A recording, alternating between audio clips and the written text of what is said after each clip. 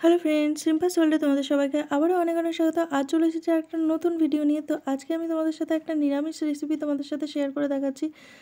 তোমরা শুধু দেখছো, আমাকে একটু কমেন্টে কেউ জানাচ্ছ না যে কেমন লাগছে। আর এখানে দেখো, আমি বেগুনগুলোকে কেটে নুন দিয়ে জলের মধ্যে চুবিয়ে রেখেছিলাম। নুন দিয়ে রাখলে নাকি শুনেছি তেল কম টানে, আর ভেতরে যদি কোনো পোকা টোকা থেকে থাকে তা সেটা বেরিয়ে যায়। আর এখানে রান্নার জন্য আমি নিয়ে নিয়েছি আলু আর দুখানা টমেটো কেটে নিয়েছি, ছোট ছোট দুটো টমেটো, আর নিয়েছি আলু। আলুটাকেও দুটো আলু নিয়েছি, পাতলা পাতলা করে কেটে নিয়েছি। এখানে নিয়ে নিয়েছি 2 টুকরো আদা, মৌরি আর একটা কাঁচা লঙ্কা।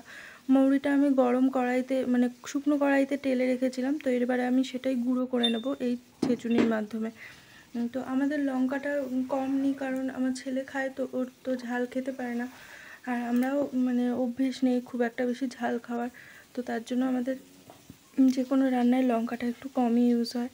তো এখানে দিয়ে দিলাম আদা আর কাঁচা লঙ্কা, এর মধ্যে দিয়ে দিচ্ছি একটু নুন। নুন দিয়ে থেতো করলে নাকি খুব তাড়াতাড়ি থেতো হয়ে যায় যেন, আর আদার জলটা খুব তাড়াতাড়ি বেরিয়ে আসে। এখানে আমি যে বেগুনটা আমি জলের মধ্যে কেটে চুবিয়ে রেখেছিলাম, তো সেই বেগুনটা আমি তুলে নিলাম, আর জলের কালারটা দেখো কতটা চেঞ্জ হয়ে গেছে।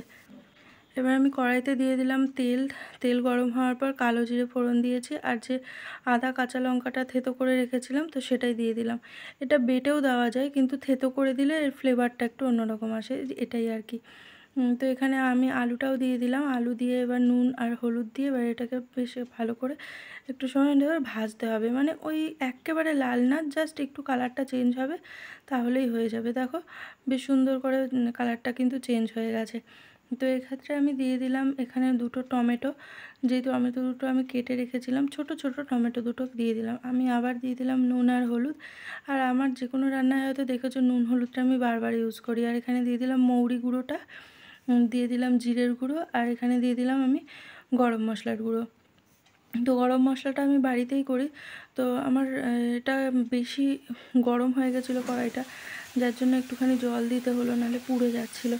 তো যাই হোক, এখানে দিয়ে দিলাম এবার বেগুনটা। বেগুন দিয়ে এবার বেশ ভালো করে একটুখানি নেড়ে এবার একদম হালকা আঁচে ঢাকা দিয়ে রাখতে হবে। বেশ খানিকক্ষণ একটু ঢাকা দিয়ে 2 থেকে 3 মিনিট ঢাকা দিয়ে রাখলে এটা আস্তে আস্তে বেশ সুন্দর হয়ে যাবে। দেখো এখানে কিন্তু আমার হয়ে গেছে এটা। এবার আর একটুখানি সময় আমি নেড়ে চেড়ে তারপরে এটাকে আমি নামিয়ে নেব। তো এখন এর মধ্যে দিয়ে দিচ্ছি একটুখানি সামান্য একটু চিনি। তো এই রান্নায় যে কোনো নিরামিষ রান্নায় একটু মিষ্টি দিতে হয়, না হলে বেশ টেস্টটা ঠিক আসে না। তো আমার দেখিয়ে দিলাম আমার আলু একদম খুব সুন্দরভাবে সেদ্ধ হয়ে গেছে। তো দেখো আমার রান্নাটা হয়ে গেছে। তো কেমন লাগলো অবশ্যই কমেন্টে জানিও। ভালো লাগলে অবশ্যই লাইক করে দিও। কমেন্টে জানিও কেমন লাগছে না লাগছে। ভালো হলেও বলো ভালো, আর যদি খারাপও লাগে তাহলেও অবশ্যই জানিও যে খারাপ লেগেছে। সেটাতেও আমি শান্তি পাবো, মানে আমি পরেরটা আবার ভালো করে ট্রাই করার চেষ্টা করতে পারবো।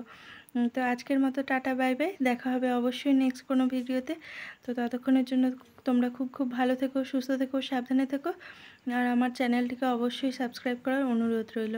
তো আজকের মতো টাটা।